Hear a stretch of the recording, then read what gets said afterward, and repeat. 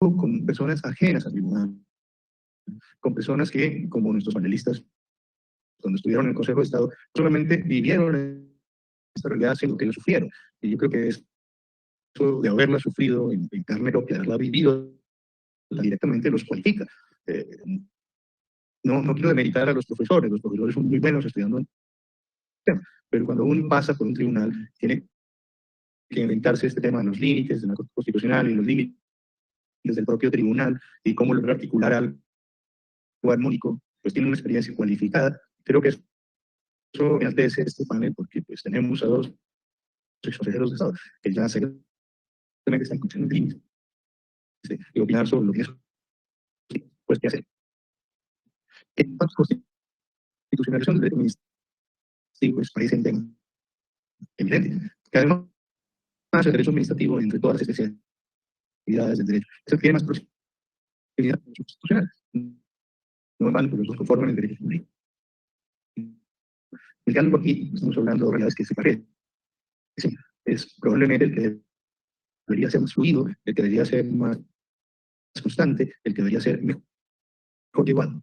A veces es más difícil hacerlo con otras disciplinas. En el derecho administrativo siempre hay unos muy buenos canales. Para seguir con la contextualización del tema, pues tenemos una serie de problemas. Luego los acordaré cuando vimos los enfoques. Pero un primer problema, ya los franceses, es el de la cohabitación. Y de eso nos habla la doctora. Cohabitación porque en Colombia el control de constitucionalidad como competencia constitucional no es exclusivamente de la Corte Constitucional. Es una competencia compartida. Es compartida, en primer lugar, como control concentrado con el Consejo de Estado. El Consejo de Estado no debemos olvidar, según la Constitución, también cumple una tarea de control de constitucionalidad concentrada de ciertas formas que no son competencia de la Corte Constitucional. Lo que genera, pues obviamente, ya una zona de conflicto entre la Corte y el Consejo de Estado no las competencias. Que a veces es cláusula de la Constitución de que el Consejo de Estado conoce aquello que no corresponde a la Corte. Han llevado a atenciones. Y no es sino mencionar una doctrina muy célebre de la Constitucional al respecto, que es la de las competencias atípicas. Y las competencias atípicas, pues, hay un debate. Y no entiendo, no siempre es muy feliz. Que es una disputa en todos que toca. Pero yo espero que sea civilizado también. Y hay una segunda vía en donde control que es el control de constitucionalidad difuso, que ese no solo se comparte entre la Corte y el Consejo de Estado, sino con las autoridades de la República.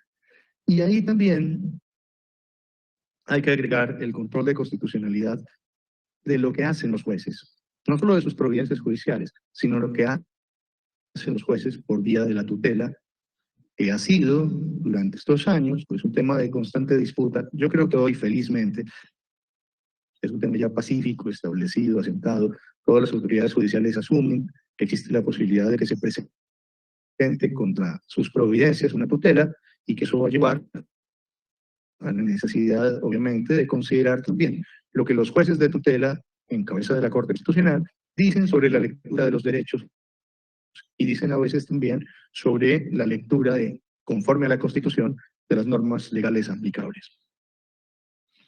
En esto, la justicia contencioso administrativa cumple un doble rol, y yo creo que vale la pena destacarlo. Primero, porque es juez constitucional de su propia jurisdicción. Y este diálogo me parece a mí muy llamativo al interior del Consejo de Estado. Cuando una de las secciones de la Sala de lo Contencioso Administrativo conoce una tutela contra una sentencia de otra sección. Y eso lleva incluso a que dentro de la Sala de lo Contencioso Administrativo se propicie un escenario de diálogo y yo quisiera pensar también de unificación sobre la lectura constitucional de los asuntos. Y como todo diálogo, pues hay divergencias. Y en esto, en los casos que vamos a estudiar esta mañana, varios de ellos, especialmente el tercero, surge de una divergencia que nace en el seno de la sección tercera del Consejo de Estado. La Corte llegó al final, pero el primer conflicto fue entre una subsección en un tutela frente a otras secciones en un proceso contencioso administrativo. Entonces, pues, no nos vaya a extrañar que si nosotros el diálogo existe una discrepancia. Que demostrar de carnicería en la discrepancia.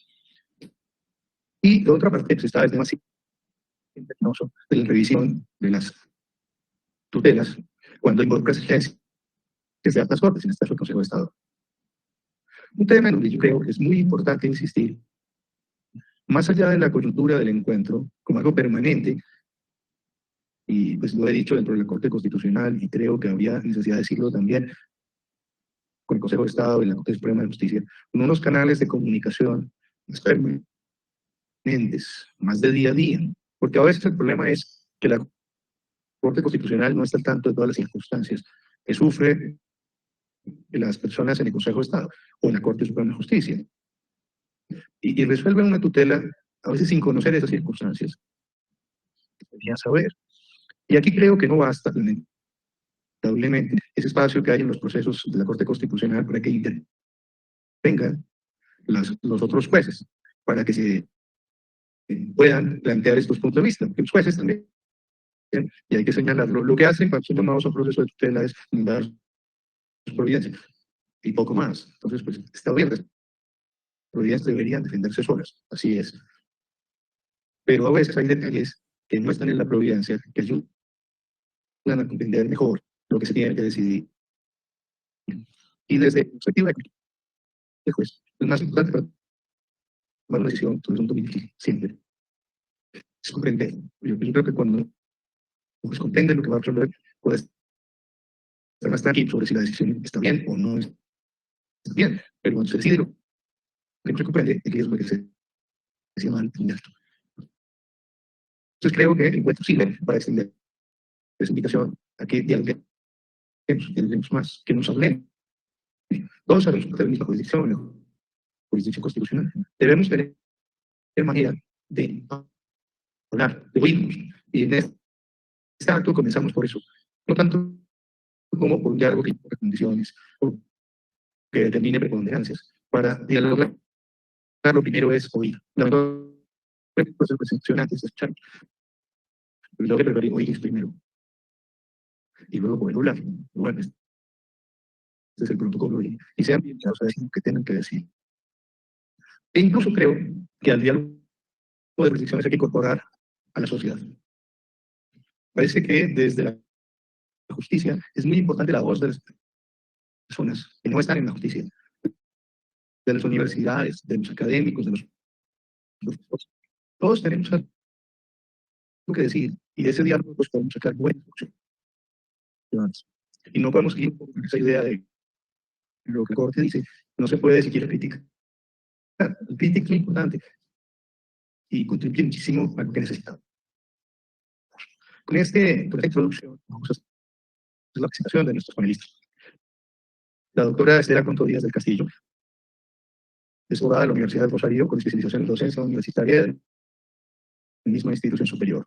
También es especialista en Derecho de Seguros de la Universidad Javeriana y en Derecho Comercial de la Universidad de los Andes, con estudios de maestría en responsabilidad civil, contractual y extracontractual y del Estado. Se ha desempeñado como magistrada del Consejo de Estado, magistrado auxiliar de la Corte Constitucional y de la Sala de Consulta del Consejo de Estado.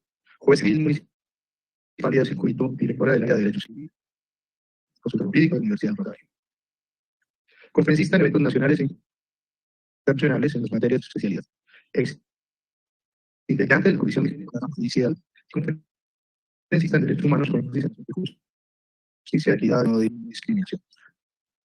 Antes de seguir, yo quisiera exaltar a la doctora Conto, porque es la prueba, con su trayectoria de digamos, posible, la justicia ordinaria, la justicia en la Corte Constitucional. Entonces, su trayectoria muestra que no es que existe barreras infranqueables entre esos ámbitos.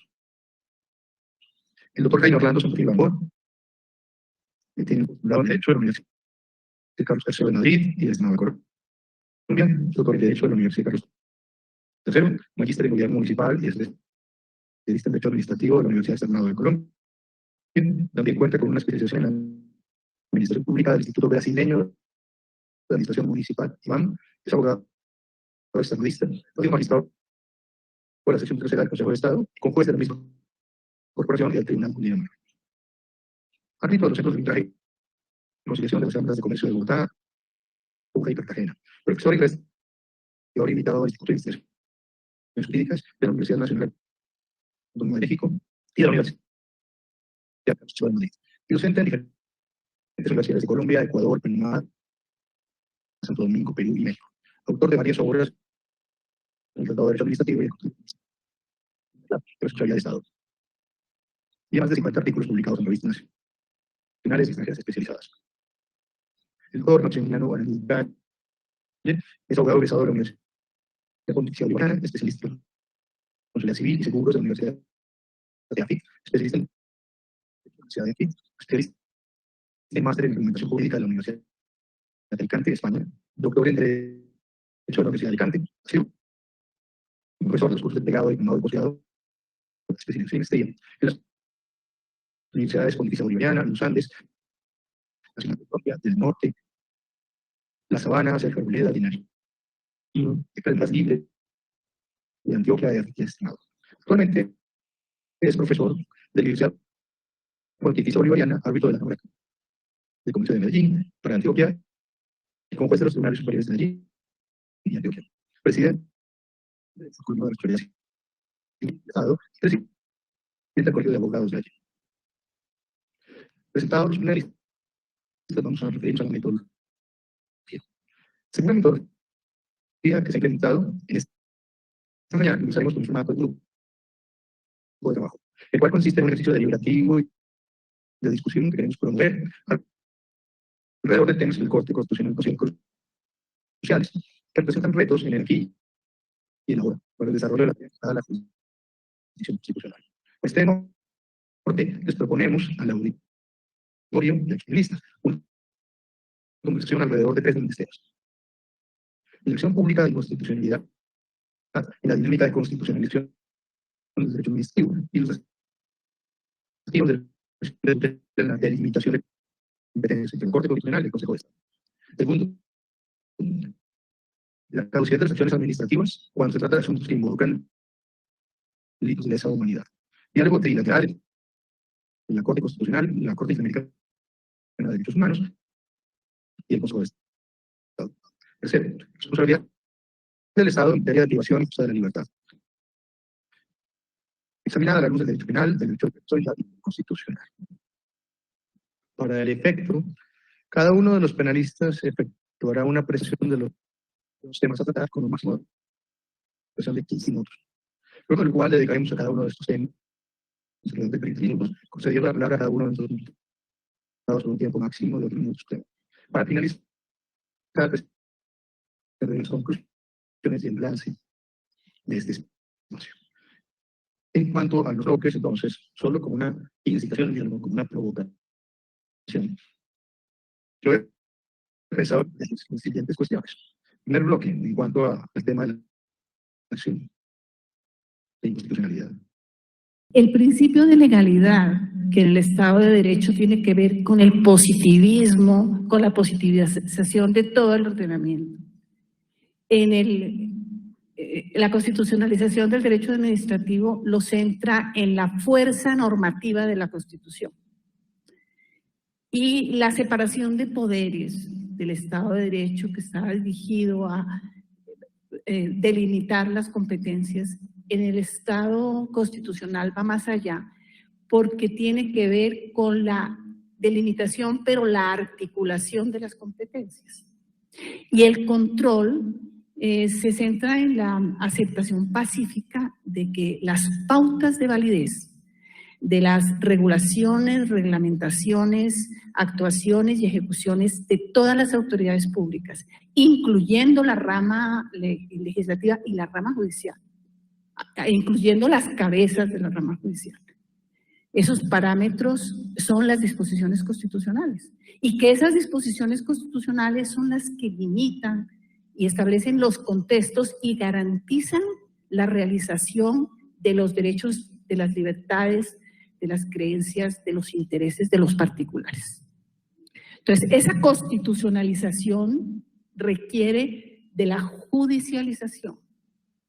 Y la judicialización supone el reconocimiento de una jurisdicción constitucional ampliada, en la que participan todos los jueces, todos los magistrados, vinculados con el convencimiento de la bondad del ordenamiento y con su compromiso de la realización, atendiendo las orientaciones de los tribunales constitucionales, orientaciones que tienen que ver con y que se suceden en la realización de los casos concretos que tienen que atender las competencias y que generan pautas y en algunos casos precedentes de obligatorio cumplimiento que tiene que ver no con la autoridad de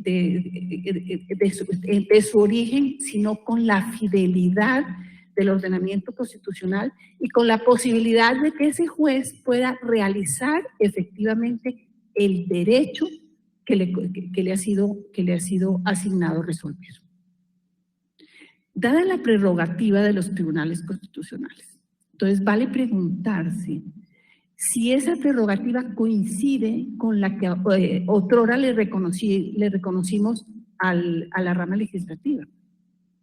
Es decir, si el positivismo legal es ahora un judicialismo constitucional. Si se trata en uno y en otro caso de que tenemos un solo lector y un solo gestor de los idearios colectivos, que tenemos una sola voz frente a las tradiciones, las creencias, las culturales, sociales y religiosas. Y la respuesta tiene que ser no. Y no porque en el origen, en el Estado de Derecho, tuvo que ver con en medio de luchas revolucionarias, tuvo que ver con la reconstrucción del Estado, buscando la similitud de las monarquías absolutistas. Entonces el Estado de Derecho renunció a sus ideales y adoptó autoritarismos y fundamentalismos que negaron sus principios y que el Estado social de derecho, desde la comunidad internacional, pretende corregir.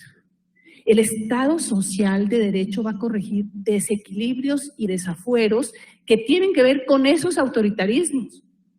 De ahí que el Estado social repugna los absolutismos.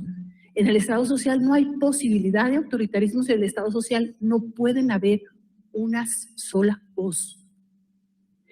La Constitución nos llama a la realización de la convivencia pacífica y el orden justo, pero en la diversidad y en el pluralismo. Le repugna al Estado social todo absolutismo. Claro, es un reto porque nos toca abandonar nuestros convencimientos frente al Estado de Derecho. Y ese reto, pues, implica unos niveles altos de complejidad. Entonces, tenemos que aceptar permanentes distanciamientos y permanentes tensiones, pero que si las reconocemos y tenemos unas posturas abiertas, vamos a solucionarlas. Y tenemos que solucionarlas desde el autocontrol al ejercicio del poder. Es cierto que tenemos autoridades y los tribunales constitucionales tienen la autoridad de la última palabra, pero esa autoridad de la última palabra tiene el peligro de confundirse con la falsa sabiduría de la voluntad propia, de la decisión de llevar la propia verdad. Entonces, hablando de jurisdicciones, de la jurisdicción constitucional, y si recordamos la sentencia C036 del 97, que revisó la ley estatutaria. La Corte Constitucional, cuando estudió el artículo 11, distinguió lo que era la jurisdicción constitucional desde el punto de vista funcional, en la cual participan todos los jueces, de la jurisdicción constitucional desde el punto de vista de organización, y dejó en claro que ella haría parte de la organización de la jurisdicción constitucional. Nada dijo sobre el Consejo de Estado. Sobre el Consejo de Estado refirió que tenía una facultad constitucional de carácter residual. ¿Pero qué dice el artículo 237 de la Carta? Es que el artículo 237 de la Carta, aparte que le reconoce al Consejo de Estado su condición de suprema autoridad de lo contencioso administrativo, o sea, suprema autoridad frente al control en el ejercicio del poder. Esa la tiene el Consejo de Estado. Y el Consejo de Estado tiene dentro de sus facultades una facultad constitucional, como nos lo decía el doctor Moreno, porque el Consejo de Estado resuelve la constitucionalidad de los actos políticos de naturaleza y origen administrativo.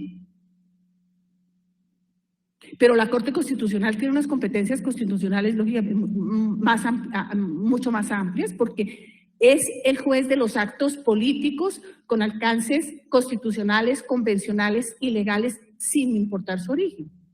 Pero en esa división de competencias es donde opera la separación de poderes a la que me hice referencia, que implica una articulación de las competencias.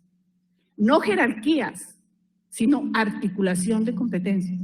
La Corte Constitucional no puede desconocer que el juez constitucional de los actos administrativos de naturaleza administrativa es la sala plena del Consejo de Estado. Entonces, dentro de esta análisis en general, quiero traer a consideración la sentencia SU 355 del 2020. La Corte Constitucional, en ejercicio de sus facultades de revisar las sentencias judiciales en materia de tutela, desconoció que ese acto administrativo fue declarado nulo por el Consejo de Estado. ¿Y por qué era declarado nulo el Consejo de Estado? Porque el Consejo Superior de la Judicatura reglamentó una convocatoria pública, siendo que esa es una facultad de acuerdo al inciso cuarto del inciso cuarto del artículo 126 de la Constitución, que en la reforma del equilibrio de poderes se preocupó el constituyente secundario por distinguir las funciones de regulación y las funciones de ejecución en las facultades nominadoras, que es un asunto supremamente importante en la separación y en el control en el ejercicio del poder. Y eso lo hizo ver el Consejo de Estado. La Corte Constitucional consideró que no, que lo aplicable era el artículo 257A, entendido de acuerdo con el precedente de la Corte Constitucional, señaló al Consejo de Estado de haber desafiado su autoridad, señaló al Consejo de Estado de desconocer la Constitución política y desconoció la decisión. ¿Cuál fue, digamos, el interés pragmático que tuvo la Corte Constitucional, que hay que tenerlo presente? Que advirtió que había un bloqueo institucional que no fue generado por el Consejo de Estado, pero que a la luz de la interpretación de la Corte Constitucional se originó por la decisión de inconstitucionalidad, que el Consejo de Estado hizo un control concreto. Ahora, ¿cuál sería la propuesta de articulación de competencias? Y voy a plantear un diálogo, digamos, procesal, no el extraprocesal al que estamos refiriendo, sino ya dentro de la decisión. ¿A quién le correspondía generar la escucha, la receptividad del otro? A la Corte Constitucional, porque es que la Corte Constitucional estaba ejerciendo una facultad discrecional. Y el derecho administrativo nos enseña que la facultad discrecional está sometido a estricto rigor y exceso de control. Cuando se trata de un órgano de cierre, de una última autoridad, pues eso tiene que ser un exceso de autocontrol. Notemos que la Corte Constitucional tiene funciones discrecionales para seleccionar las acciones de tutela, tiene facultades discrecionales para catalogar los derechos fundamentales, tiene funciones discrecionales para el contenido de los derechos fundamentales, tiene funciones también discrecionales para determinar cuándo hay procedencia de la tutela contra sentencias judiciales y cuándo hay no relevancia constitucional. Ahora, ¿cuál podría haber sido una solución si la Corte Constitucional se autocontrola? Reconoce que el competente es el Consejo de Estado, reconoce la bondad, además de la competencia, la bondad de la decisión, pero soluciona el bloqueo institucional. La Corte Constitucional hubiera podido darle unos efectos distintos, aplazar la decisión de la Sala Plena del Consejo de Estado, planteando que ese acto administrativo podría tener efectos transitorios para esa elección, pero no desconociendo la jerarquía constitucional del artículo 126, que se convirtió a partir de la sentencia en letra muerta. Y el interés del constituyente era que regular precisamente las convocatorias públicas para elegir autoridades públicas por corporaciones públicas.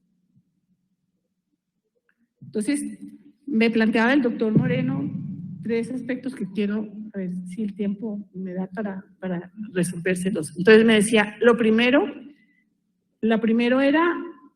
El problema aquí fue una idea de que el Consejo de Estado dice que actuó en unidad con inconstitucionalidad. Y la Corte dijo que se dio un límite porque quebrantó mi sentencia. Entonces, el problema teórico es que cuando el Consejo de Estado, teóricamente, excede los límites, ¿cómo se podría controlar? Bueno, eso es un problema que tiene que ver con la autonomía e independencia judicial. Cuando los jueces exceden límites, los controles están dentro de los procesos. Para eso son los recursos. Los recursos de reposición, los recursos de apelación, de revisión, la casación, está para controlar precisamente la decisión del juez, pero no hay recursos externos, porque de lo contrario estaríamos desconociendo la autonomía e independencia judicial.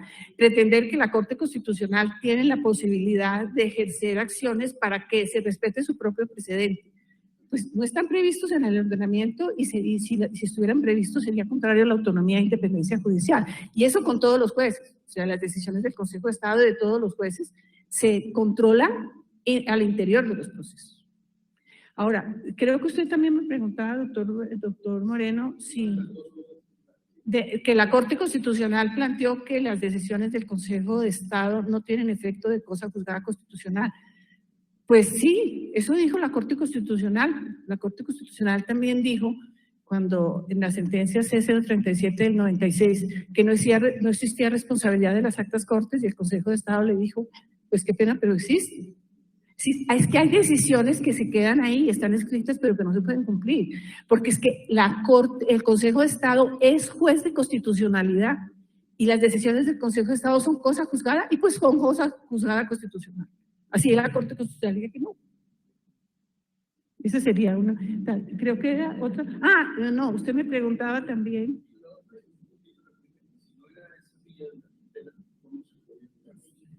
Sí. La última era, si no es la tutela, que sería no, ¿cuál sería la forma de lograr ese equilibrio para que no se excedan los límites, ni en un caso ni en el otro? No, podría ser la tutela, pero no para revisar la sentencia y desconocer la competencia del Consejo de Estado, de ahí que el autocontrol de la Corte, sino para restablecer el derecho fundamental, que es distinto. Pero la decisión, no, porque no se puede desconocer la autonomía e independencia. Y ese es un problema que tiene unas aristas que hay necesidad de revisar. Pero creo que usted me tenía otra pregunta. ¿No eran 3? ¿Sí? No, otra, sí, mire, ahí ya otra. El doctor me preguntaba que si las sentencias de la Corte Constitucional podrían ser demandadas ante el Consejo de Estado en ejercicio de la competencia del Consejo de Estado de control de constitucional. Pues no, inclusive en esta sentencia, en la SU 355, en este caso, los ciudadanos demandaron la interpretación del precedente de la Corte Constitucional que revivió el Consejo de la Judicatura. Y la Corte Constitucional dijo, yo tengo competencia para revisar las decisiones de la Corte Constitucional, no. Yo lo que tengo competencia es para revisar el acto administrativo que proferido por el Consejo de la Judicatura, que no tuvo en cuenta el artículo 126, sino que ejerció una competencia del 257A, así el 257A hubiera sido revivido por la Corte Constitucional. ¿Sí? Bueno. Muchísimas gracias, doctora. Veo...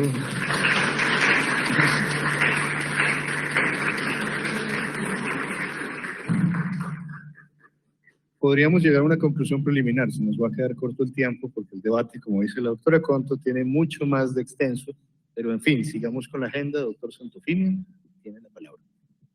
Gracias. Creo que tenemos una guía, un PowerPoint ahí para la presentación del tema, nos ayudaría mucho.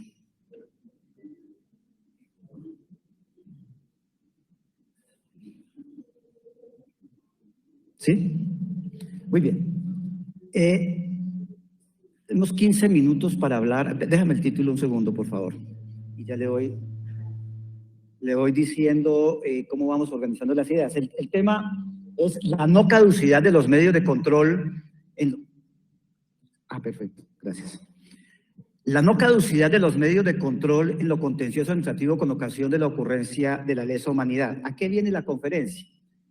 Prácticamente me ubico en la cuarta idea. Son 5 ideas rápidas que tengo para presentarles a ustedes sobre este punto.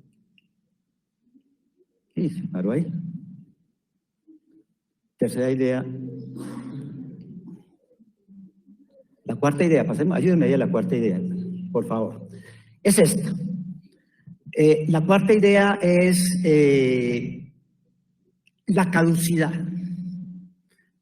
Y la caducidad en un escenario no propiamente de un derecho contencioso administrativo clásico, tradicional, sino una especial forma de caducidad o de lectura de la caducidad que tiene relación directa con los derechos humanos. Y principalmente con graves violaciones y situaciones que puedan ser enmarcadas dentro del concepto de lesa humanidad. ¿Y de dónde viene esta discusión? De los precedentes generados por la Corte Interamericana de Derechos Humanos, que llama al rompimiento de todas aquellas normas de orden procesal que impidan el acceso a la jurisdicción, al juzgamiento de situaciones que puedan ser catalogadas como de lesa humanidad. Aunadas a la idea de que el derecho nacional no puede oponerse a los compromisos y a las obligaciones internacionales del Estado, sobre todo en materia de derechos humanos. ¿Y por qué el tema resulta trascendente en el derecho colombiano? No solamente por los compromisos internacionales del Estado colombiano en materia de derechos humanos, sino también por la estructura misma de la Constitución, que es una Constitución enmarcada dentro del contexto de los derechos humanos. El artículo 1 de la Constitución es un artículo de dignidad humana, por lo tanto es un artículo de derechos de las personas en el contexto universal, respetuosa de ese contexto. Sin embargo, ha salido, pasemos a la siguiente, por favor, ayúdenme a la siguiente ficha. Una serie de, la siguiente, por favor. Una serie de providencias que se han venido dando en los tribunales, fundamentalmente Consejo de Estado, Corte Constitucional, que cuando las estudiamos, no, la anterior no, esta es básicamente, esta y la que siguen, que cuando las estudiamos nos llevan a entender que para la lectura judicial no existe el derecho internacional.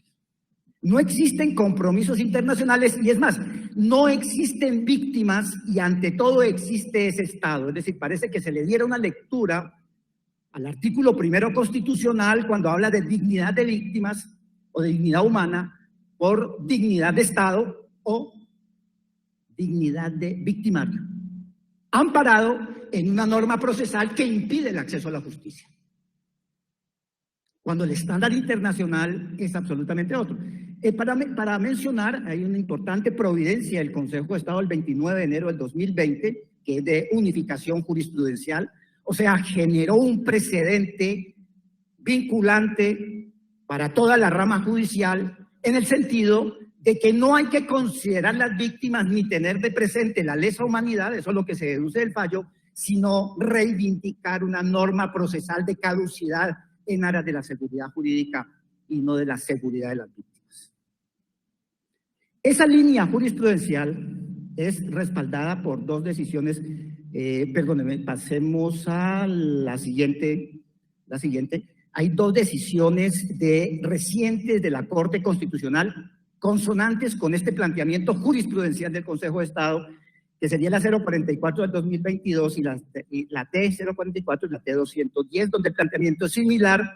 Y el pretexto de estas sentencias es muy interesante, dice, aquí no hay unificación en materia jurisprudencial en la Corte Constitucional, por lo tanto, mi criterio como juzgador es que pues prevalece la seguridad jurídica y la existencia de una norma procesal que hay que respetar, que sería la caducidad de 2 años a partir del momento en que se tenga conocimiento del hecho. Es decir, toda una lectura conservadora tradicional de la Ley 1437 y de las demás disposiciones en materia procesal, dándole prevalencia a la norma procesal, fíjense ustedes, ahí está el problema, sobre situaciones de clara violación a derechos humanos, pero de graves violaciones y que se pueden enmarcar en situaciones de lesa humanidad. Devolvámonos, por favor, devolvámonos a la anterior.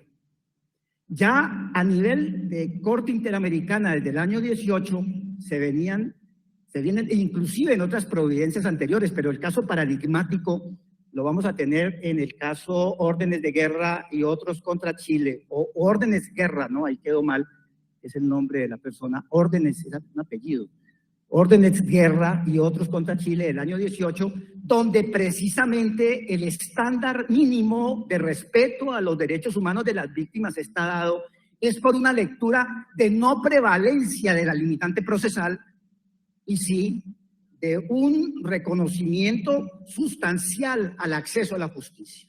Prevalencia del derecho sustancial, prevalencia del contenido dogmático, constitucional y convencional de acceso a la justicia. Ese es más o menos el problema, porque significa, volvemos a una restricción que se está dando en el derecho nacional frente a los estándares mínimos del derecho internacional. Pero dice, bueno, el derecho internacional, sí, pero es que es un derecho internacional que está acogido en el ordenamiento jurídico colombiano, que hace parte de compromisos y obligaciones internacionales del Estado, que hay que cumplirlo. Y hay que cumplirlo no solamente porque es una obligación del Estado, sino también, en una de las preguntas que creo que me hacía el doctor Moreno, en virtud de que ha sido recepcionado ese derecho en el ordenamiento jurídico colombiano. No tenemos ninguna objeción sobre el mismo. Desde el punto de vista de las técnicas del derecho internacional, nunca nos hemos opuesto ni hicimos salvedades y lo incorporamos. Es más, está incorporado dentro del famoso bloque de constitucionalidad que tanto le interesa a los constitucionalistas y a la Corte Constitucional. Que en mi opinión, independientemente del bloque, hay que cumplirlos porque es obligación del Estado. Están ahí. Y no solamente están los tratados, el ordenamiento positivo internacional, sino que también están los precedentes generados por las Cortes, específicamente por la Corte Interamericana de Derechos Humanos, que es la llamada a unificar la jurisprudencia, a unificar el alcance de los derechos humanos consagrados en la Convención Americana y en los demás textos que corresponden o que estén articulados con la Convención Americana. Entonces, ahí hay una ruptura, y esa ruptura lo que estamos proponiendo en las otras ideas para solucionar este problema, que es un problema estructural del ordenamiento jurídico colombiano. ¿Cuál es?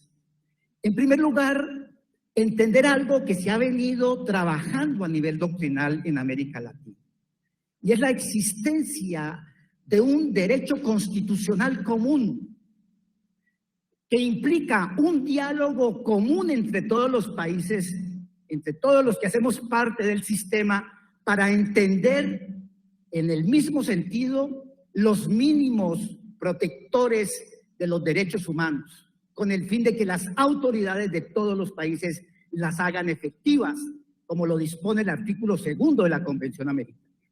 Yo creo que es algo elemental, no es algo difícil para que sea entendido por los jueces y por los funcionarios administrativos, y en el caso de hoy por todos los jueces del país, empezando por la misma Corte Constitucional, que una decisión no puede fundarse única y exclusivamente en una lectura de derecho nacional, muy respetable, pero que deja por fuera lo más importante, y es la consideración de quiénes son los destinatarios de esa decisión. Yo no pongo objeción si estamos en una confrontación normal y ordinaria en el litigio de todos los días, pero cuando ese litigio tiene, ¿no?, o comprende o impacta en los compromisos internacionales del Estado, ahí surge la obligación. Y surge, si ustedes los quieren, no solamente porque es parte del derecho internacional, sino porque ya es parte de nuestro derecho. A los que sean estrictamente positivistas les diría, está ahí, es ordenamiento jurídico colombiano. ¿Cómo se soluciona este entuerto de tener que apartarnos de todas las disposiciones que están garantizando realmente la convivencia con las víctimas? Pasemos a la idea número 1.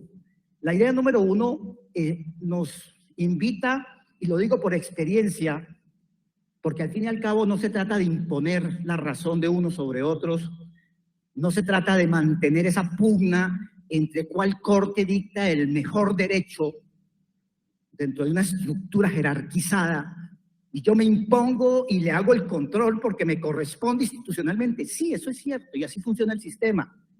Pero el problema no lo vamos a solucionar por la fuerza de la imposición.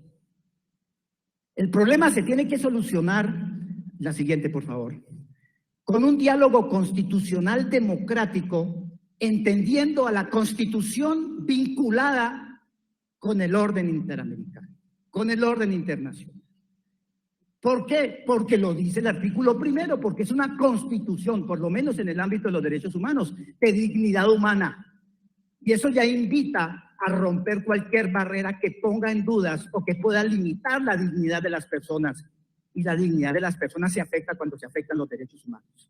Luego, el tratamiento de los derechos humanos no puede darse a través de la ley 1437 con las normas de orden público, sí, de carácter procesal, sino entendiéndolas y leyéndolas siempre a la luz de los estándares internacionales. Entonces, esto implica, pasemos a la siguiente, un diálogo abierto entre los administradores de justicia.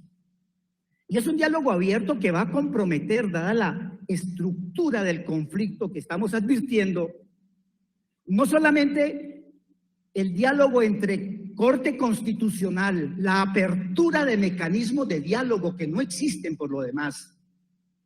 Ahí se han viabilizado algunos informales, que hay que institucionalizarlos para hacer una discusión amplia entre el responsable del control, entre el responsable del juzgamiento a los delitos de lesa humanidad, perdón, a las conductas de lesa humanidad en que pueden estar investigando los agentes públicos, y la Corte Constitucional, entre el Consejo de Estado y la Corte Constitucional.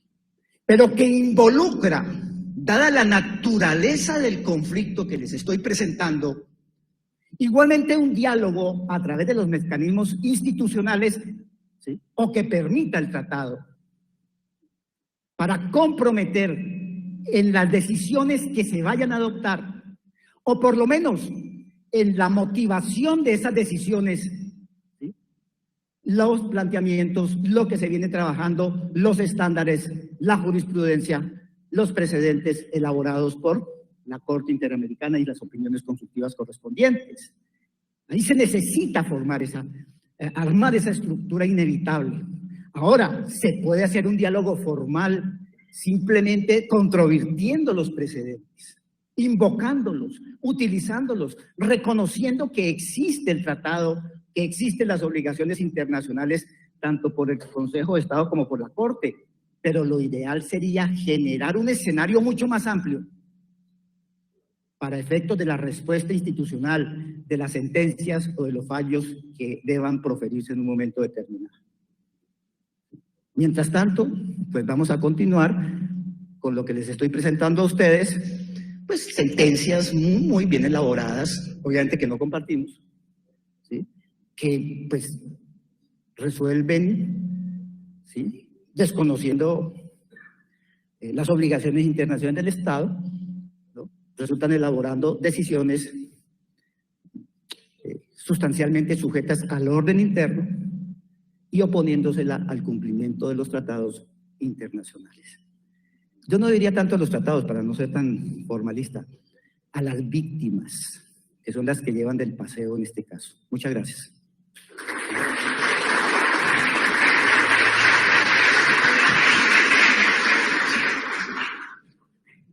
Muy amable, doctor. Doctor Maximiliano tiene la palabra.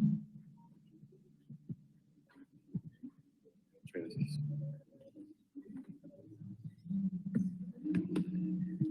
Bueno, muy buenos días para todos y todas. Yo me alegro mucho de estar aquí presente porque yo de alguna manera soy el outsider de este diálogo, pero también tengo que decir que cumple un papel, digamos, de representación institucional de otro tipo de actores.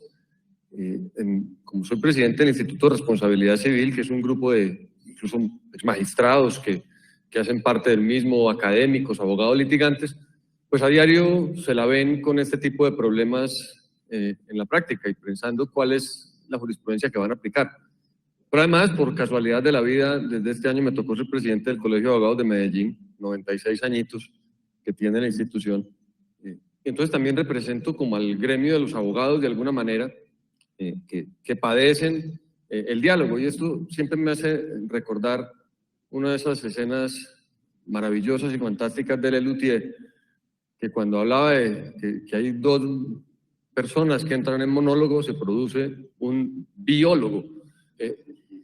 Y creo que parte de eso es lo que está pasando aquí, al menos en el tema que a mí me correspondió, que es, y hay que destacarlo, uno de los que mayor litigiosidad suscita, al menos en términos de cantidad de procesos, me corregirán, doctor Estela, doctor Jaime Orlando, que es la responsabilidad por privación injusta de la libertad. Yo creo que aquí debemos partir de preguntarnos, como en el dilema entre qué fue primero, si el huevo o la gallina, si lo que causa litigiosidad es precisamente la forma en la que se resuelven, es decir, si la tesis de que la responsabilidad por privación injusta de la libertad está gobernada por una responsabilidad objetiva, lo que causa que haya tanta litigiosidad, porque la gente de alguna manera siente que va a pasar por la caja de la Administración de Justicia a reclamar la indemnización y por lo tanto se aumentan los litigios, o si es otra cosa, digamos, esa pregunta genuina inicial.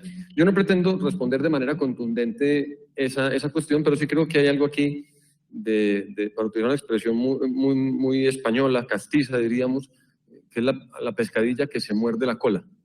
Hay un fenómeno masivo, una enorme cantidad de ciudadanos que han sido procesados penalmente, privados de su libertad y luego absueltos, que luego demandan en busca de una indemnización. Entonces, si el proceso judicial se convierte en una caja para cobrar por ventanilla porque la responsabilidad es objetiva, podríamos decir, perdón por la exageración retórica, que parte de la causa de la litigiosidad la puso el Consejo de Estado cuando sostuvo la objetividad del régimen de responsabilidad.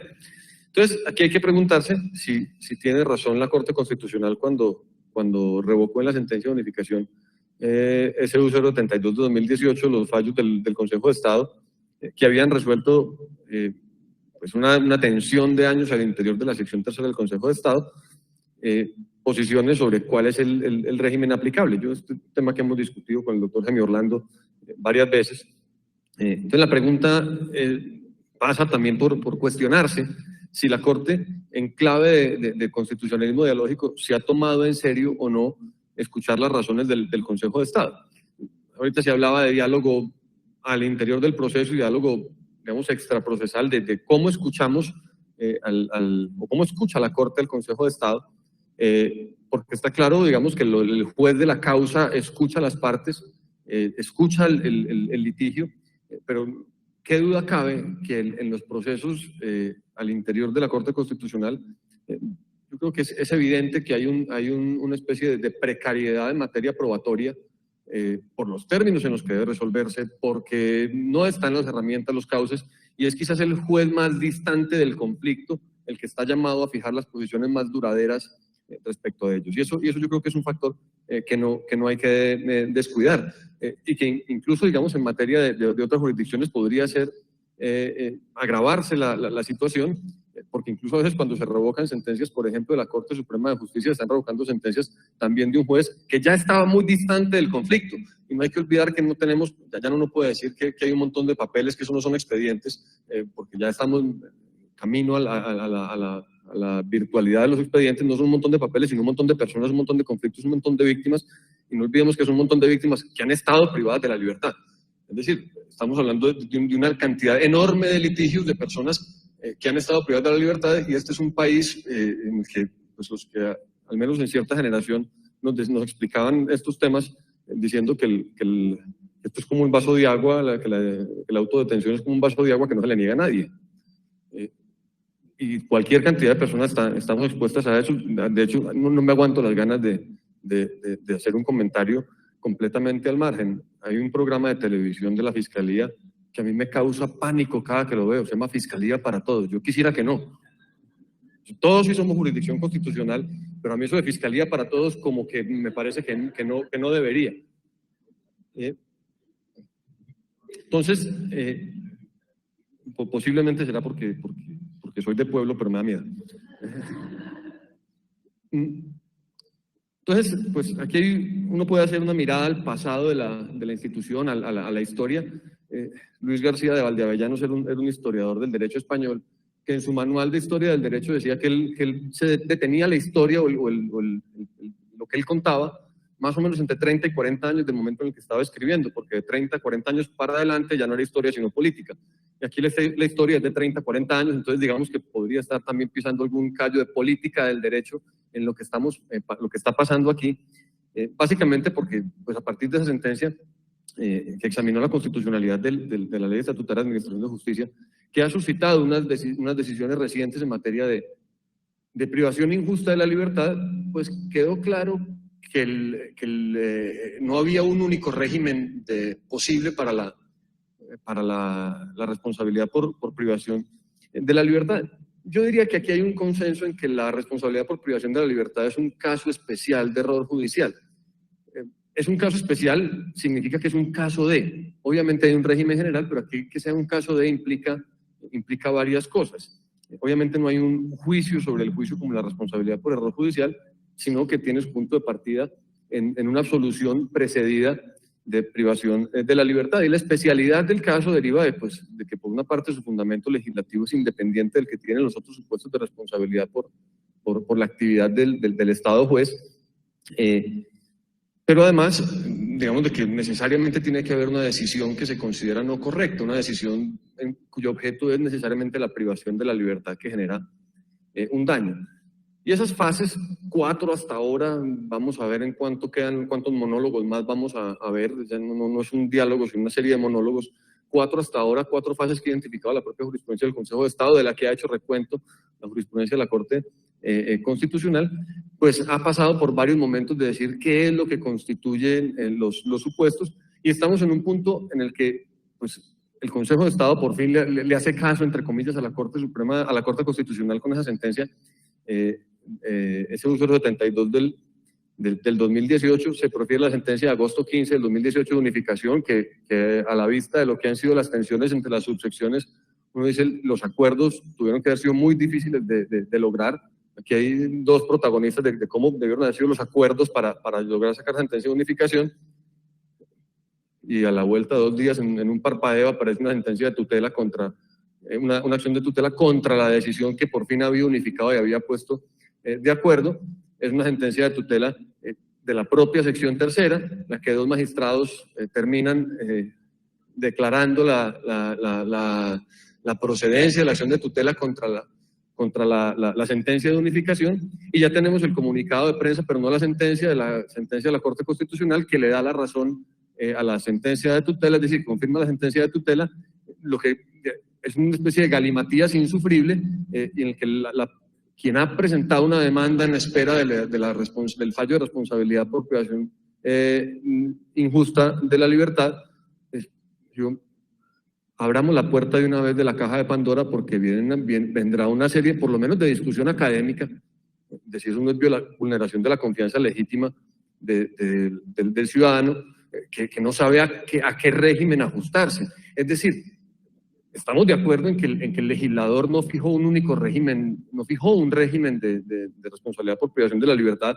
Podemos discutir en muchos ámbitos, el ámbito legislativo, hablemos de racionalidad legislativa para saber si debe ser falla en el servicio o responsabilidad objetiva en alguna de sus modalidades, pero está claro que el legislador no eligió ninguno, y está claro que la Corte Constitucional, aquí nuevamente ahora un tema que he discutido también con el doctor Juan Sebastián, dijo, pues, pudo haber, el juez en cada caso concreto puede elegir. A mí eso me parece muy peligroso.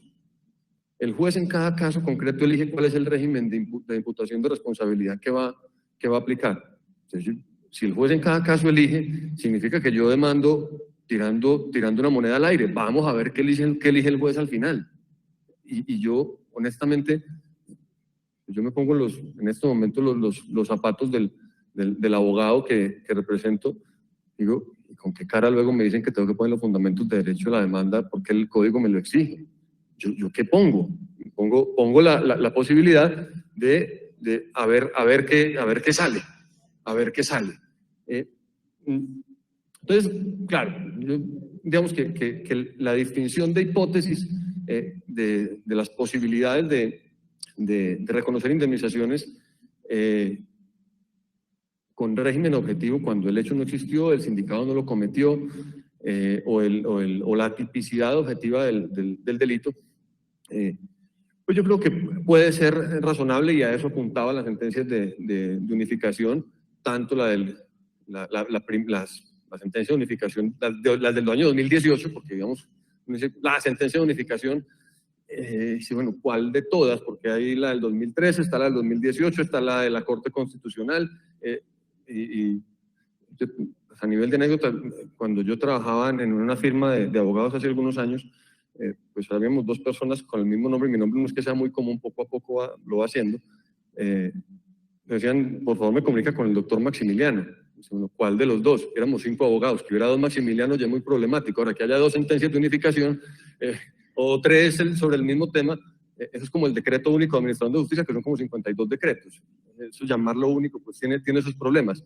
Pero además está el tema de las aclaraciones y los salvamentos, que todas las entidades de unificación han tenido, pues como es propio de este tipo de temas, salvo la del Consejo de Estado, múltiples aclaraciones y salvamentos, y viene la sentencia 363 del 2021, que es la que resuelve la revisión de la tutela de la sentencia del Consejo de Estado que declaró que revocó la sentencia de unificación, en la que también están anunciados 4 salvamentos y una aclaración.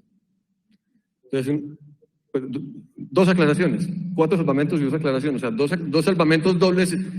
Ya les digo sinceramente, yo creo que desde el punto de vista de la academia, usted decía ahora, pues, desde afuera puede ser muy fácil, desde adentro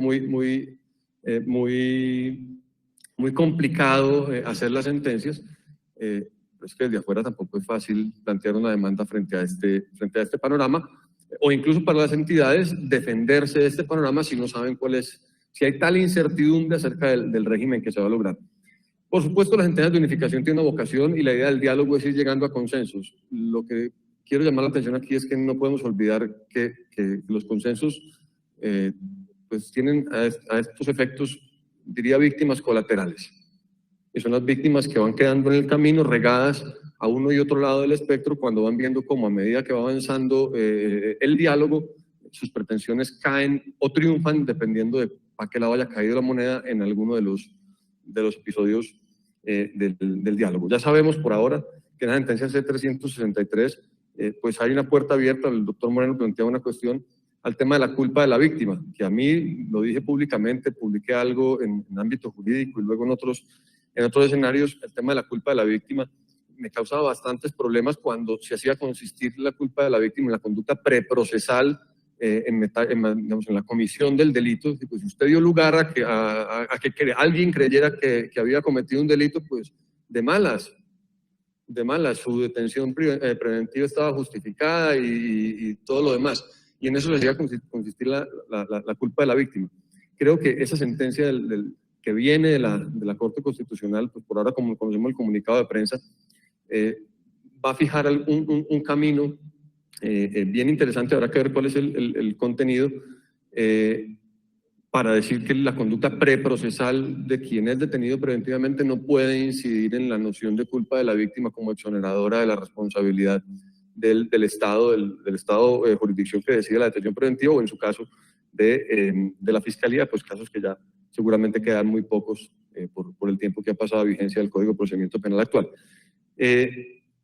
Hay un tema todavía como por discutir y que de la culpa de la víctima, que seguramente lo dejamos para el diálogo, pero en vista de que ya han salido las paletas de varios colores antes de que llegue la de color rojo, yo me detengo aquí. Muchas gracias.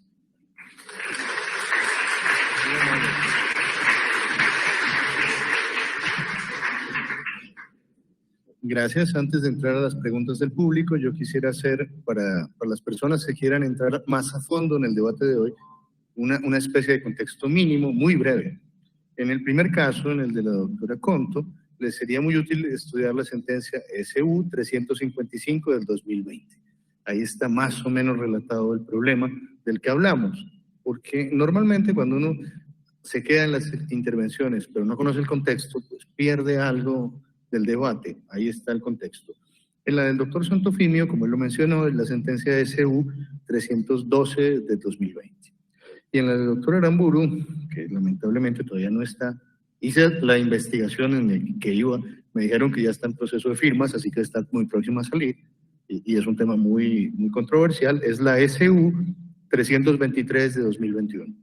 Entonces, les recomendaría, y esta recomendación puramente pedagógica, que si quieren ahondar en los debates, consulten esas sentencias. Claro. ¿La 363? Sí. Bueno, consulten estas sentencias y con eso pues tienen el contexto. Dicho esto, antes de llegar a las conclusiones, como les dije desde el comienzo, la idea es que también hagan parte del diálogo. Entonces, quien quiera hacer una pregunta, con las mismas condiciones de los panelistas, siéntase libre, solo una pequeña restricción, que sea una pregunta y no un comentario largo. El tiempo nos exige que sea una pregunta y no una diatriba. La diatriba también tiene lugar, pero no en este momento. Entonces, quien quiera hacer una pregunta, bienvenido.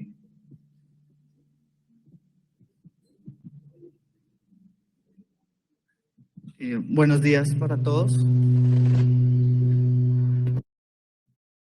Mi pregunta es para la doctora Conto y es un poco las competencias atípicas que la Corte Constitucional poco a poco ha ido ganando. Esos decretos parecieran problemáticas porque no puede hacer suspensión provisional de los actos. Hace poco pasó el acto legislativo de las curules de paz y decía que lo podía reglamentar tanto el Gobierno Nacional como la Registraduría. El Gobierno Nacional emitió un decreto que pareciera que según las reglas de la Corte Constitucional tiene fuerza de ley y lo está analizando como un decreto estatutario y no lo pudo suspender. Y por otro lado, la Registraduría sacó una resolución. Había un artículo que tenía una posible problemática en cuanto a si se puede escribir o no un candidato. El Consejo de Estado suspendió y permitió que se pudieran inscribir ciertos candidatos. La Corte Constitucional no, porque no puede hacerlo, no tiene la facultad de suspender del 239. No es problemático que la Corte Constitucional asuma o amplíe su competencia y le quite esa competencia al Consejo de Estado, porque no se pueden suspender unos actos que en principio el constituyente quería pues que sí se pudieran suspender. Y para el doctor Santofimio, y abusando aquí un poquito de la confianza, una de las razones que tuvo la Corte Constitucional en esa sentencia para decir que no aplicaba la imprescriptibilidad de la caducidad de la acción del medio de control fue que Colombia desarrolló todo un sistema de justicia transicional para proteger las víctimas. ¿Por qué no podría ser más garantista este desarrollo de una justicia transicional, de unas medidas de reparación, que lo que dice la Corte Interamericana, debe permitirse demandarse en cualquier momento? No podría aplicarse diciendo que no habría responsabilidad internacional, el artículo 29 de la Convención Americana sobre Derechos Humanos, que hace una interpretación más beneficiosa, que sería una justicia transicional que cubra a más personas. Muchas gracias.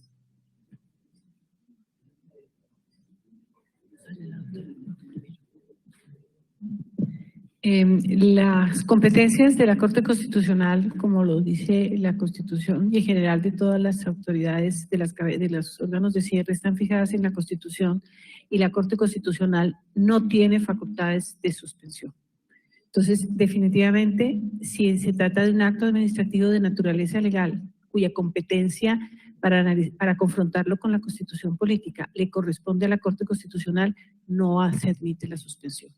Si el acto administrativo, si se trata de un acto administrativo de naturaleza administrativa con la que competencias del Consejo de Estado, ya sea en nulidad por inconstitucionalidad o ya sea en nulidad simple, el Consejo de Estado sí tiene las facultades de suspensión.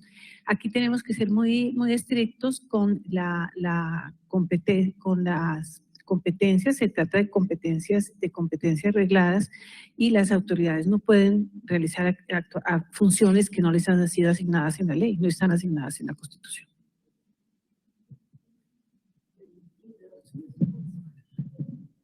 Bueno, muchas gracias por la pregunta. Ese punto lo iba a abordar en la quinta idea, la última idea.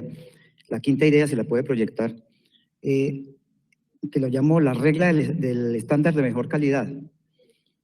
Pro homine en el diálogo judicial en materia de derechos humanos, que proviene, para citar algunos antecedentes, porque lo tenemos en nuestro trabajo, los casos Solange del Tribunal Federal Constitucional Alemán, a propósito de algunos fallos europeos y su recepción en el derecho alemán, que es de mejor calidad. El estándar realmente sobrepasa el mínimo que tiene el sistema interamericano. Puedo garantizarle a las víctimas que utilizando ese mecanismo van a estar mejor reparadas, y su caso va a ser, desde el punto de vista de justicia, mejor manejado que lo que se plantea por la Corte Interamericana. Te la respondería en esos términos. No tengo ahorita un estudio que me permita comparar la justicia transaccional con el papel que juega la sección tercera del Consejo de Estado, ni lo que se ha venido planteando por la Corte Interamericana sobre víctimas. Pero si eso se da, y el estándar nacional es de tal calidad que sobrepasa el estándar mínimo interamericano, pues obviamente que tiene que ser así. No sé si la Corte hizo ese estudio para confrontar los dos sistemas. Ahí sí, no lo vi en la parte emotiva de esa providencia que me diga que Colombia ha desarrollado unos estándares, porque puede que Colombia los tenga, pero el problema no es de forma, el problema es de fondo, como lo hace el Tribunal Alemán. Ahí te la...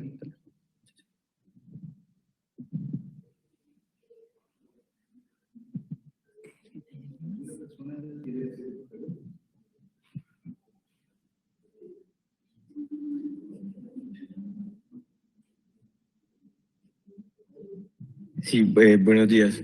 Mi pregunta es para el doctor. No recuerdo el nombre del ponente del que está justo la presentación, pero se hablaba de... ¿Cómo? El doctor Santofimio. Mi pregunta va dirigida hacia, bueno, se hablaba de que no se estaba dando una interpretación pues desde las víctimas, sino una protección al victimario o al Estado.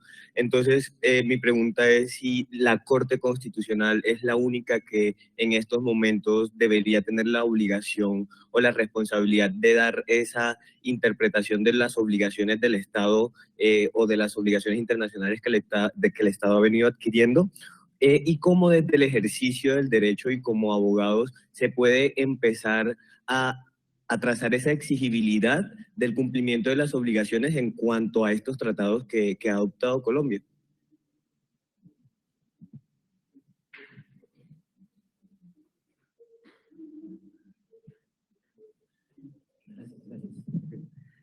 Creo que de pronto en la conferencia plena de ayer, cuando trataron el tema del control de convencionalidad, seguramente este tema lo debieron haber tratado. Yo traté de no meterme con convencionalidad, pero es un tema de control de convencionalidad, y a partir de la providencia de Almonací Arellano, que seguramente ustedes también que es la sentencia ancla del sistema interamericano en la construcción del control de convencionalidad. Lo que dice la Corte Interamericana en esta providencia contra Chile es, mire, inicialmente es un deber funcional de todos los jueces en el ámbito de sus competencias, esta es la clave, pues darle aplicación dar prevalencia a la convención tal y como está pactado en la misma convención, el tratado. Esa es la obligación del juez nacional. ¿Y cuál sería el juez nacional en este caso? Pues inicialmente el Consejo de Estado, la sección tercera o la sala plena, si es que el asunto sube a sala plena, o los jueces de tutela al interior del mismo Consejo de Estado. Cuando se presenten las tutelas deben dar, es más, dice que oficiosamente. O sea, si trasladamos ese planteamiento al interior del derecho colombiano, pues no es únicamente la Corte Constitucional. La Corte lo hará en el ámbito de la constitucionalidad y ahí hace parte del bloque, porque lo metieron en el bloque, porque está en el bloque, pues tiene que aplicar los estándares, ¿sí? Así lo llame o no lo llame control de convencionalidad, eso me tiene sin cuidado, porque eso no es un problema formal, pero que lo tiene que hacer, lo hace. Y de ahí también, mire, de ahí para abajo, todos los jueces del país, todos los jueces tendrán en sus manos. Y posteriormente en otras providencias la Corte lo amplió a todas las autoridades. ¿Y cuál es el fundamento para ese planteamiento de la Corte de lo ampliado? No, hasta llegar al caso Hellman y otros casos recientes. Artículo 2 de la Convención Americana, que es deber funcional de todas las autoridades al interior de cada país. Deber funcional. O de lo contrario, que es lo que está sucediendo, porque con estos 2 fallos o 3 fallos, sí, el doctor mencionaba uno de unificación del año 2000 y hay otro del año 14, del doctor 15, del doctor Mendoza, también en esa misma línea, pero el de unificación es muy importante. Sí. Pues, ¿dónde se está yendo a reclamar justicia? Porque ahí se están cerrando todas las puertas al sistema interamericano, que no va a fallar mañana, va a ser justicia tardía. Y estoy seguro que serán condenas contra Colombia que tendrán que pagar las próximas generaciones de colombianos, o soportarlas las próximas generaciones de colombianos si no acaban con el sistema, ¿no? Porque también eso por ahí anda regado y que quieren acabarlo. ya ha tenido tanta importancia que ahora queremos acabarlo. Claro que sí.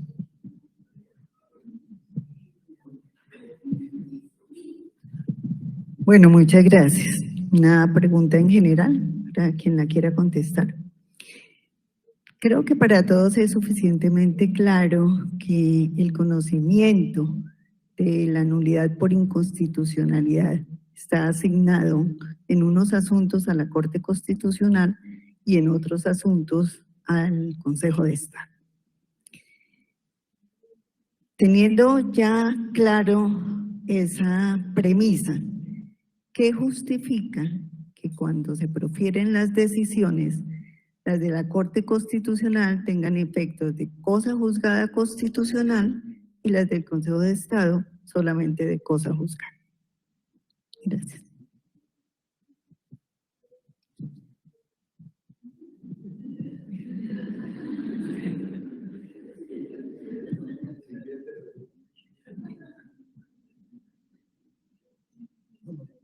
¿Sabe por qué lo quiero invitar a Jaime Orlando? Porque creo que yo la contesté al final y entonces por eso quisiera que la conteste Jaime Orlando, porque posiblemente yo no fui clara.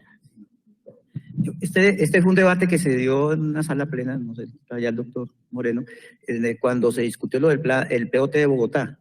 Sí, si me pregunta una razón jurídica, no la sabría dar, no hay de dónde. No se puede pegar de algo. Pues claro, sí.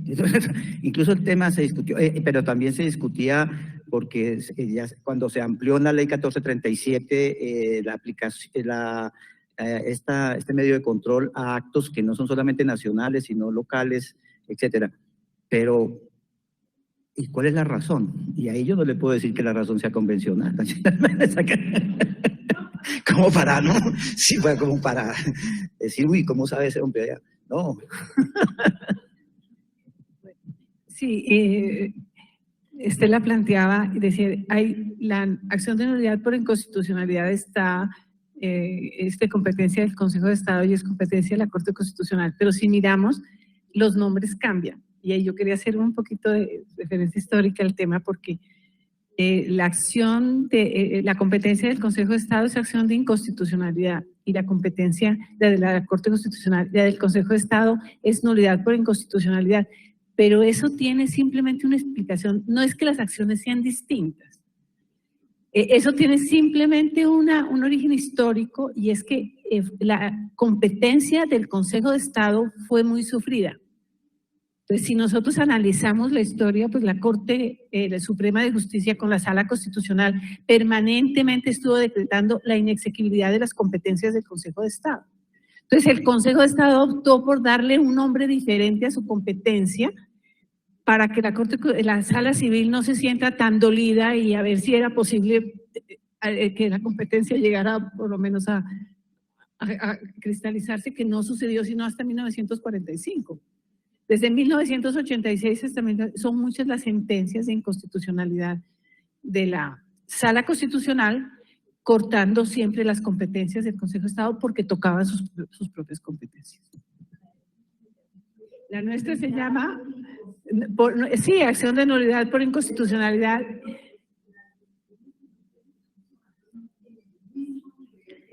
Y podrían llamarse igual. Y podrían llamarse igual, el nombre no cambia nada, y en ambos casos el Consejo Juzgado Constitucional.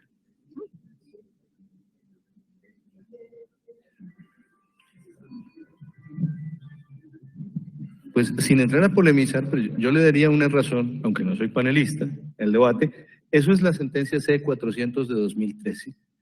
Y vea el lío, no, es que en la sentencia además, la Corte hace una no equiparación entre el Consejo de Estado y la Corte. El Consejo de Estado tiene la competencia y en alguna frase dice, y no es tribunal constitucional. Tienes la competencia, pero no es tribunal constitucional. Luego no tiene cosa juzgada constitucional.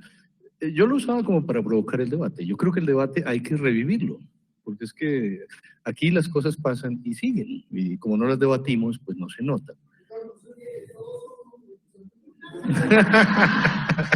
No, yo no me olvido. ¿Alguien más quiere hacer una última pregunta antes de las conclusiones?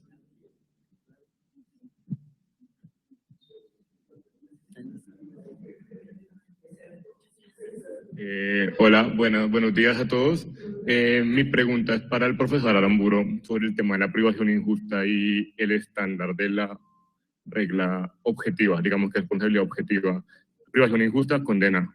Digamos que, teniendo en cuenta que tenemos un contexto de criminalidad tan alto, donde si bien es cierto que la detención preventiva debe ser excepcional, no la regla general, yo estoy de acuerdo con el tema de la fiscalía para todos, deberíamos, sí. Mi pregunta es, ¿no sería mejor irnos por un régimen subjetivo donde caso a caso se determine si la privación preventiva de la persona tenía fundamentos o no tenía fundamentos, digamos, en vez de adoptar un estándar objetivo de que privación condena? Digamos que me parece problemático, pues en la teoría tiene razón, pero atendiendo al contexto de la realidad social de Colombia, ¿no sería mejor tal vez la propuesta de un estándar subjetivo para valorar caso a caso si hay privación injusta o no?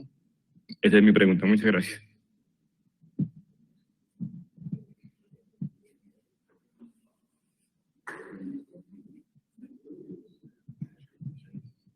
Gracias. Antes de responder, con la pregunta anterior, recordé, yo no sé si el doctor Santofimio recordará quién fue el que lo dijo, pero en España había un magistrado del Tribunal Constitucional que decía, Tribunal Supremo solo hay uno y no es el que así se llama. Estoy tratando de recordar quién era, pero un magistrado del Tribunal Constitucional. Mire, digamos que como política legislativa, pues por ejemplo, la convención no determina un régimen por ejemplo, de indemnización objetivo a esos efectos. Habla incluso de quien haya sido privado de la libertad, no sé si dice expresamente la expresión error jurisdiccional o algo así. Entonces, digamos que yo pienso que en principio es una posibilidad.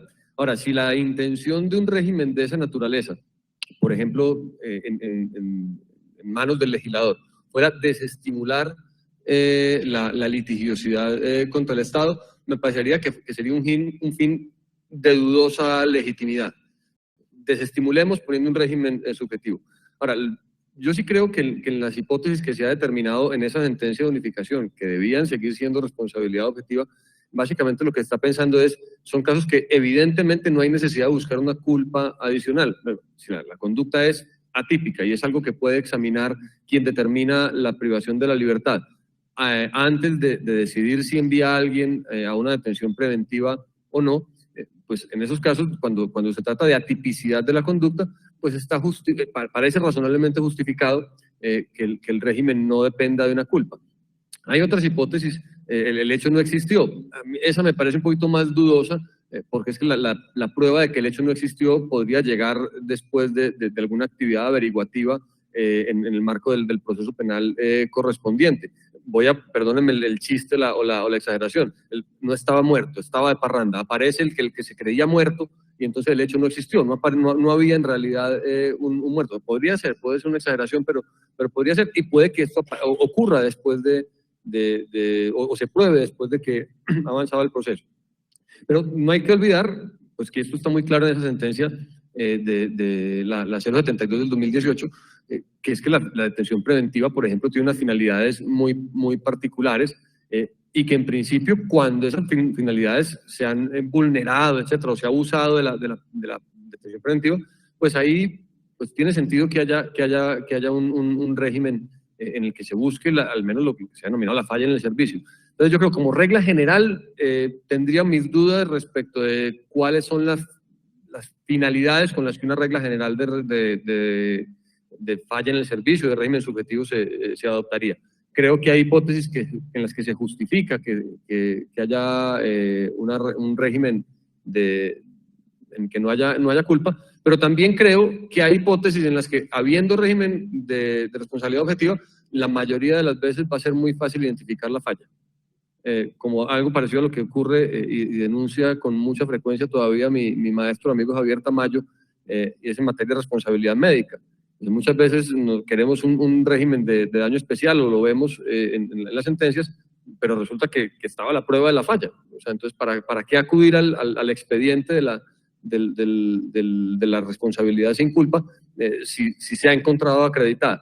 Entonces, digamos, ahora, es una decisión política. ¿A quién le correspondería determinar ante la apertura del criterio constitucional que no se ha casado con un criterio, con que la ley estatutaria tampoco eligió un régimen unificado o único para la responsabilidad? Estaría legitimado el legislador hoy para decir, a partir de ahora, en el marco de la ley estatutaria de administración de justicia que no elige un régimen, señalar uno y discriminar los eventos, escoger unos para responsabilidad objetiva y otros para responsabilidad subjetiva? Yo no le veo inicialmente inconvenientes teóricos. No le veo inconvenientes teóricos, pero sí muchos inconvenientes prácticos a la luz de que justamente, digamos, la expresión española es con papel de fumar, porque son tantos los casos y está el nivel de litigiosidad en este tema y el galimatías que se está produciendo con las decisiones, que creo que al menos los efectos de una decisión de esas del legislador tienen que ser muy bien pensados en el tiempo.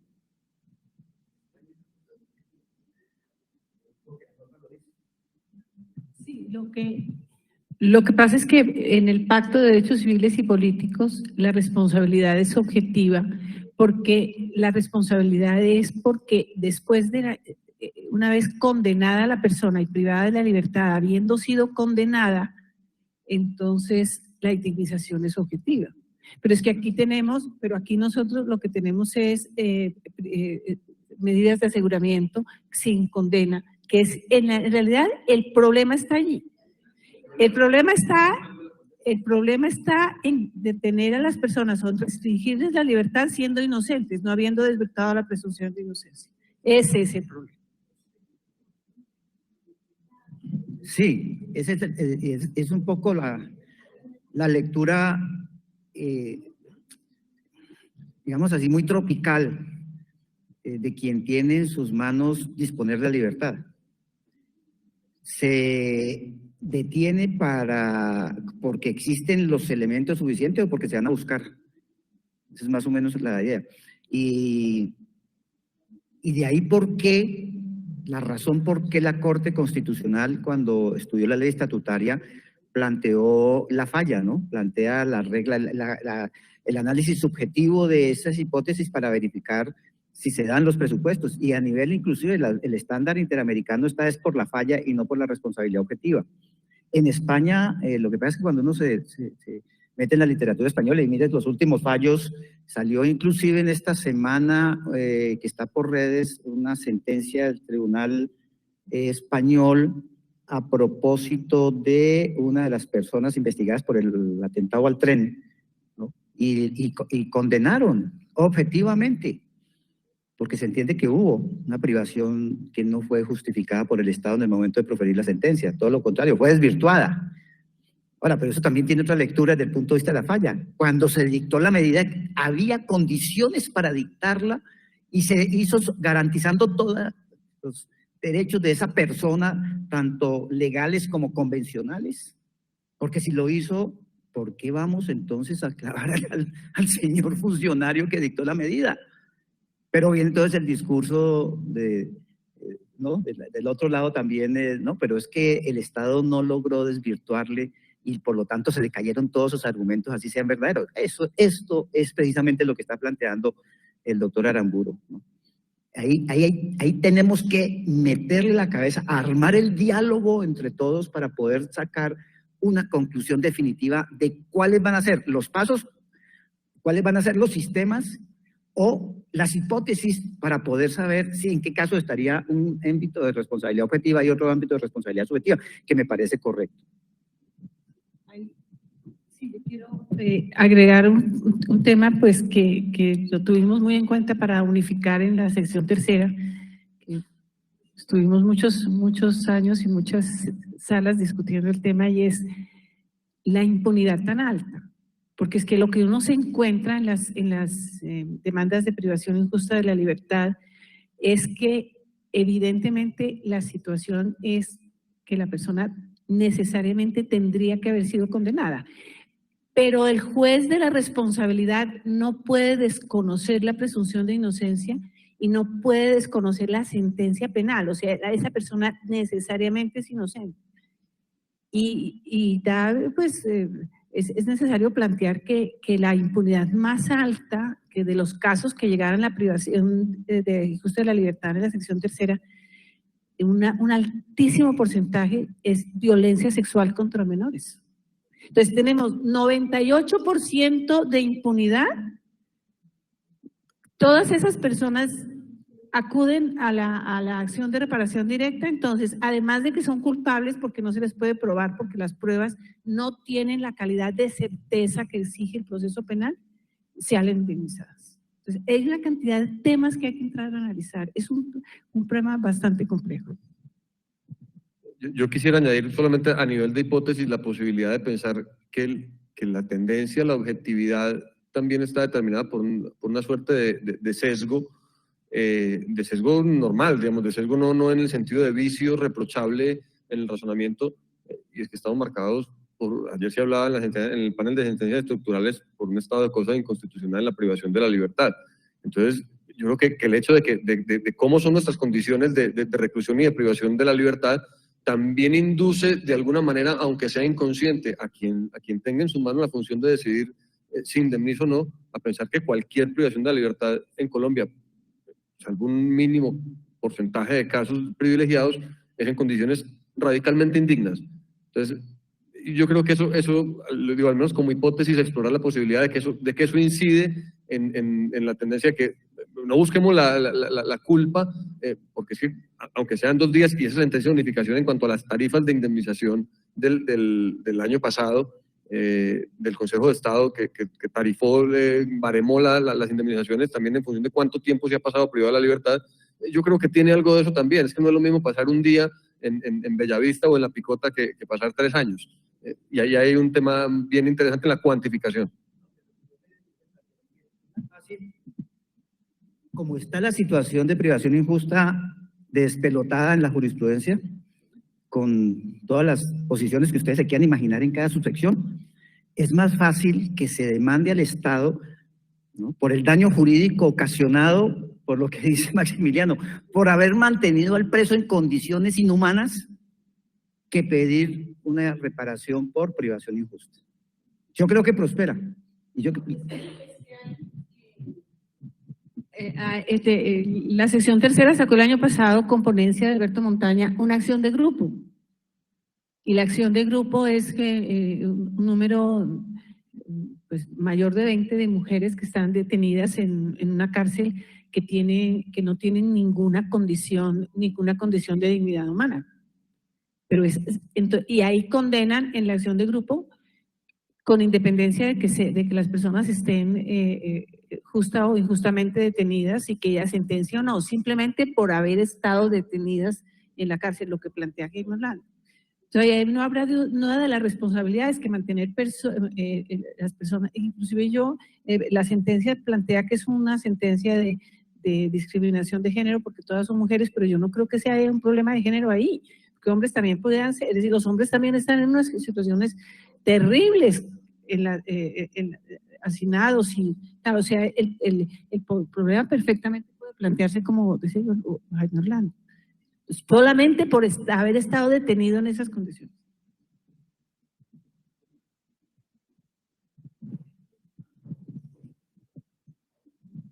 Gracias. Yo creo que este último tramo fue un gran aporte para el seguimiento del estado de cosas inconstitucional en prisiones. Entonces espero que los miembros de esa sala lo hayan podido oír. Me parece muy fecundo. Hay todavía tiempo para una pregunta más. ¿Quién? Bueno, mil gracias. Quizás no es una pregunta, sino una breve reflexión. Digamos que para los que fuimos formados en el mundo del derecho administrativo clásico, siempre vimos que nuestro derecho lo creó y lo desarrolló el Consejo de Estado francés, luego el Consejo de Estado colombiano hizo sus aportes y finalmente el legislador creó nuestro derecho administrativo y lo veníamos evolucionando así. Y de unos años para acá nos enfrentamos a lo que es el título de hoy, la constitucionalización del derecho administrativo. Pero es que en la Constitución no se regula el derecho administrativo, hay unas normas sobre organización institucionales.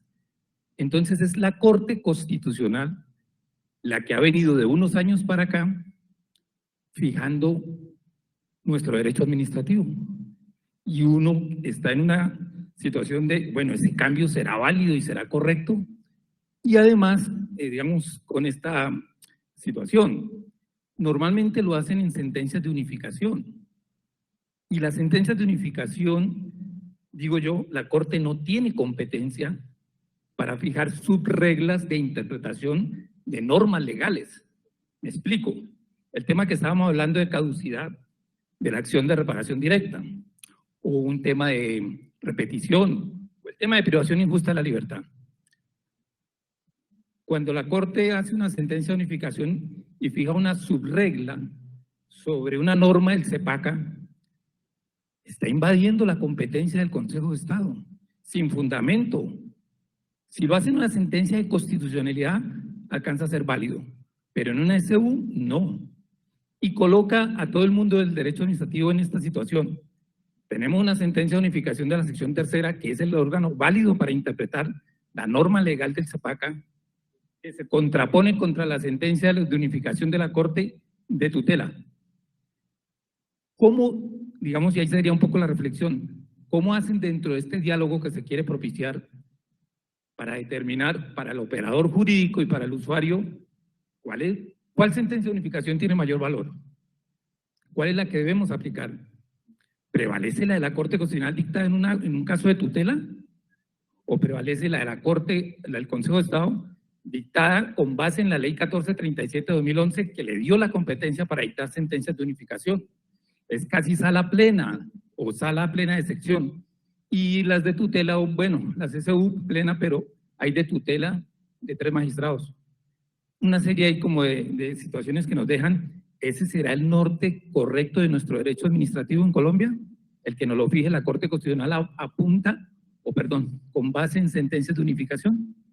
Es una reflexión. Gracias.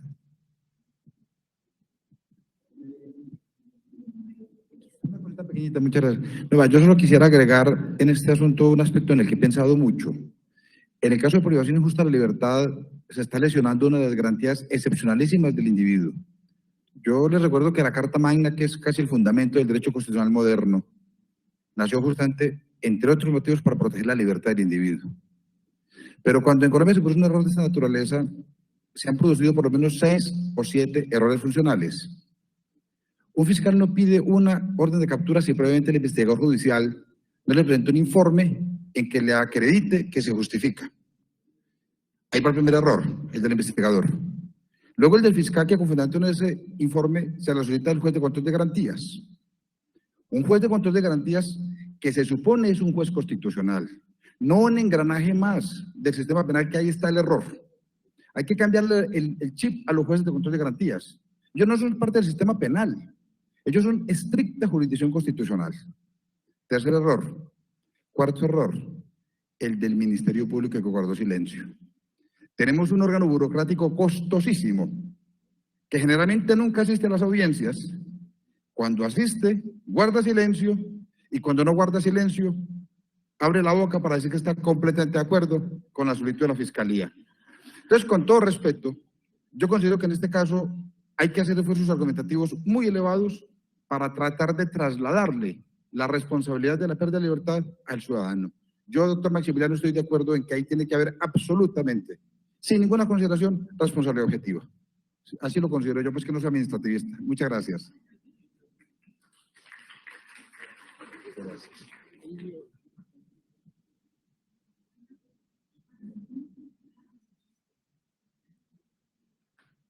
Bueno, muy bien, yo celebro el profundo sentido crítico de nuestros panelistas y de nuestro auditorio. Creo que hasta el auditorio virtual tenía ganas de intervenir y bueno, pudimos dar la más amplia apertura a nuestro diálogo, que es el propósito de la Corte, es el propósito del encuentro. Y bien, creo que es momento de hacer las conclusiones muy brevemente. Yo sé que estamos ya en el límite y les propongo hacer solamente 5 conclusiones. La primera, que el diálogo, como ya sabíamos antes de empezar, siempre es enriquecedor. El oír al otro, el tomarse en serio sus argumentos, el conocerlos, siempre enriquece las decisiones, no las empobrece, las enriquece. Y creo que, como dijo el doctor Santufimio, es necesario desde la Corte, desde el Consejo de Estado, desde la comunidad jurídica, pensar en mecanismos de diálogo permanentes. Que se dialogue en el encuentro es muy bueno, pero también hay que buscar modo de que el diálogo sea una constante, no un episodio de coyuntura. La segunda conclusión es que a pesar de no estar en desacuerdo, mostramos en este ejercicio que sobre la base del respeto todos nos podemos oír y podemos discrepar. Y es valioso que discrepemos, porque hablamos. No se trata, como decía en la introducción, de un ejercicio soberbio de imposición, sino que hay que hacer una, como diría Habermas, una construcción colectiva en el diálogo. Y eso es fecundo, incluyendo muchos factores. Como se decía también en este panel, el diálogo debe ser Corte Interamericana, Corte Constitucional, Consejo de Estado, jueces, comunidad. Todos tenemos algo para decir y necesitamos un espacio para poder decirlo. Una tercera conclusión, ya un poco más académica, es que quizá hace falta, y hace mucha falta, una mejor articulación entre las dos autoridades que tienen competencias de control de constitucionalidad, entre el Consejo de Estado y la Corte. No pueden ser dos procesos aislados, que no se hablen, que no se miren, y de hecho aquí me atreveré, en lo poco que me atreveré, a contar una anécdota. Cuando estaba yo en la Procuraduría ocurrió un estado de excepción. Y en el estado de excepción se dictó un decreto legislativo y sobre eso había que hacer un concepto desde la Procuraduría Auxiliar para Asuntos Constitucionales. Y hubo alguien que estaba de procurador ante el Consejo de Estado muy inquieto y me dijo, pues de esto ya hay un reglamento y el reglamento también tiene control automático. Nosotros queremos saber cuál fue la opinión del decreto legislativo para tener un concepto armónico frente al reglamento, porque es que no podrían ser dos cosas separadas y yo creo que no lo pueden ser. Tiene que haber más conexión, más diálogo, no dos mundos distantes. Hay una cuarta conclusión, y es que más allá de si se mantiene el bloque de constitucionalidad o no, que es un debate que ya tiene la sala plena, y como habrán visto en las últimas sentencias, hay posturas que ya hablan de un control de convencionalidad saliéndose del bloque, aunque la mayoría insiste en mantenerse en el bloque. Yo creo que en el fondo hay una pregunta que ha surgido de este encuentro que me parece debe ser contestada pronto, y es si las sentencias, o más que las sentencias, si las interpretaciones que la Corte Interamericana hace en las sentencias o en las opiniones consultivas se consideran parte del bloque de constitucionalidad o no, o en otros términos, si son elementos relevantes para ejercer el control de convencionalidad, si eso se quiere hablar o no. Y finalmente, para referirme al tema que fue quizá el más explosivo, el tema de la responsabilidad por la privación de la libertad, pues me parece que aquí también es necesario, no solo, como dijo alguien del auditorio, reconocer que los jueces de garantía son, porque esos son jueces constitucionales, no jueces penales, sino también reconocer que tenemos un problema estructural, como dice el estado de cosas inconstitucional, y que no deberíamos quedarnos simplemente en decir es un problema estructural y no funciona, que todos tenemos el compromiso como funcionarios, como ciudadanos, de resolver ese problema. No habla bien de la cultura jurídica del país y del propio país que este tema de las prisiones lleve tanto tiempo en lo que viene y que no se avisore una solución para él. Lo hemos visto desde el lado de la responsabilidad, pero también está ese drama humano tan fuerte de quien ingresa a un establecimiento penitenciario y a veces ingresa sin condena de por medio, que es lo que revela el drama, y no sabe bien a qué se expone. Yo creo que en eso podemos hacer todavía más un esfuerzo común, buscando maneras de corregir esa disfuncionalidad y de aportar, como dice el título del encuentro, en la medida en que todos somos jurisdicción constitucional.